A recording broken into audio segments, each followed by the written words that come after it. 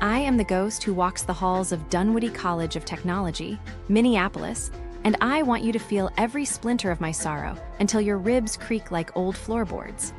Picture me, 17, porcelain skin still bruised by Baltic winters, velvet coat handed down from a grandmother who once smuggled books across Soviet borders, now fraying at the cuffs because American moths are greedier than secret police. I believed a diploma could be my new passport. Spoiler, it turned into a one-way ticket to nowhere, first-class despair, no refunds. I arrive on the first day clutching a lavender envelope that smells of Grandmama's violet water. Inside, my acceptance letter, crisp as frostbite. The campus is smaller than my middle school courtyard back in Vilnius. Only 3 brick buildings squashed between a highway that honks like geese with road rage and a parking lot where the asphalt bubbles in the heat like black porridge. The air itself feels overpriced. I swear I see dollar signs wavering above the steam vents. Already my stomach folds in on itself, a paper swan dropped in gutter water. At the welcome desk sits a woman the color of dishwater, hair the shade of cigarette ash.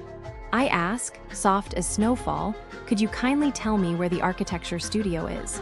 I dream of drawing cottages for grandmothers who grow roses. She does not look up from her screen. Her voice scrapes like a rusted hinge. Didn't you check the website? The sentence lands on my cheek like a slap printed in Comic Sans. I explain that websites cannot hug you back, cannot answer the tremble in a girl's throat who crossed an ocean alone. She sighs so hard I feel the dust motes scatter, then stands, marches me 5 paces toward the door, stops on the second stair, and watches me leave as if I am a shoplifter smuggling sorrow out under my coat. I curtsy out of habit. Grandmama, train me to be polite, even when the world is rooting. The door hisses shut like a cat who's finished with you. Already the loneliness tastes metallic, like licking a battery. I whisper to myself in the parking lot, this is why kindness matters. When you refuse to guide a lost child, you carve a tiny grave in her heart. I press the violet envelope to my chest. The paper wilts from my sweat. Inside the residence halif you can call a repurposed office building, with carpeting the color of dried ketchup. A hall. The front desk boy hands me a bill before a key. Mandatory laptop lease, he chirps, $700 per semester, non-negotiable, even if you brought your own. The computer is the size and weight of a cafeteria tray, its shell scratched with the initials of past victims. I explain I already own a sleek silver friend that runs drawing software like a deer. He shrugs, pops gum that smells of artificial watermelon. Policy, sweetheart. It's like taxation without representation, but with extra wires. I picture Grandmama who survived rationing. She would call this robbery wearing a necktie. I sign because my hand is shaking and I have no map for rebellion yet. They charge me a lab fee for a chemistry room I will never enter because I am an architecture soul. They charge me a technology enrichment fee, which appears to enrich nobody, except whoever buys the Dean's new boat. Every line item is a paper cut. By the time the list ends, I am bleeding 100 tiny red commas. I calculate. Tuition here is 4 times the price of Hennepin Tech, the nearby public school where my neighbor's son studies happily and still found a job that lets him buy tulips for his mother. I ask the bursar, why does this degree cost as much as a house in my homeland? She actually laughs like Ivy told a joke in a language she never bothered to learn. You're paying for the brand, she says, polishing her acrylic nails on her lanyard. Brands, I learn, are just scars you pay to wear. The first morning of class I wear my best dress, cornflower blue with hand-embroidered daisies around the hem. The architecture studio is a basement room that smells of wet chalk and burnt popcorn. The professor let us call him Mr. Imagination, announces we will spend 16 weeks designing a commercial tower with unlimited budget and zero gravity rules. Residential, he scoffs, that S for the sentimental. My heart folds like an origami crane dropped. Businesses near Dunwoody College of Technology, Minneapolis, you know, they can be tricky. Like you think you race safe, but then boom, scams happen. And it's so sad because people just want to enjoy their trip right. So like one thing that happens here, stores get targeted by organized theft.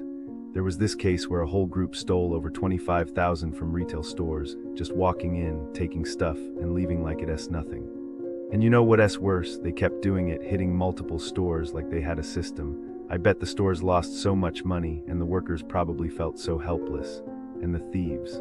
They probably thought they'd never get caught, but guess what? One guy did get charged. So like, justice kind of, but still, it's scary to think about. And then there's this other thing, fake consulting companies. Like imagine someone just makes up a whole business, uses a fake name, and steals from actual businesses. That's what happened with this guy who used to be a big CEO. He created a fake company, called himself James Sullivan, which, by the way, sounds so fake, and stole hundreds of thousands from the Chamber of Commerce. And the worst part, some of that money was supposed to help solve crimes for kids who got shot. Like, how heartless can you be? I bet after all this got out, people were furious. The families of those kids, I can even imagine how they felt. And the guy, he probably thought he was so smart, but now he is facing federal charges. So like karma, I guess, but still, it's messed up. So yeah, businesses near Dunwoody College of Technology, Minneapolis, they've seen some stuff. And if you're visiting, just be careful, because some people out here, they don't play fair. The businesses near Dunwoody College of Technology in Minneapolis are, to put it mildly, a mixed bag, leaning heavily toward disappointment. If you're expecting a seamless, pleasant experience, prepare for reality to laugh in your face. Let's start with Rosedale Center. Shopping here feels like navigating a maze designed by someone who hates shoppers. The kiosk vendors, aggressive, they don't just approach you, they hunt you down like you owe them money. And if you think leaving the mall after hours is simple, think again. The gates drop, trapping you inside like a bad horror movie. One poor soul had to walk 20 minutes outside in the cold just to reach their car. Then there's the food. Cinnabons serves cinnamon rolls that taste like regret, and when you ask for a refund, good luck. The staff plays a game of not my problem until you practically beg, and don't even get me started on Sequest. Animal welfare violations, bankruptcy, and a side of ethical disaster. The mall keeps it open like a bad habit they can't quit. Now the Salt Cave, Minnesota, a place that promises relaxation but delivers stress. Overpriced. Absolutely, dirty mats, itchy feet, and instructors who move like they've never done yoga before. And if you book a group session, they'll cancel last minute with the enthusiasm of a deflating balloon. Things come up in life, they say, as if that excuses leaving 8 people stranded. The cave itself, cramped, loud, and about as peaceful as a subway at rush hour. Afro Deli Grill.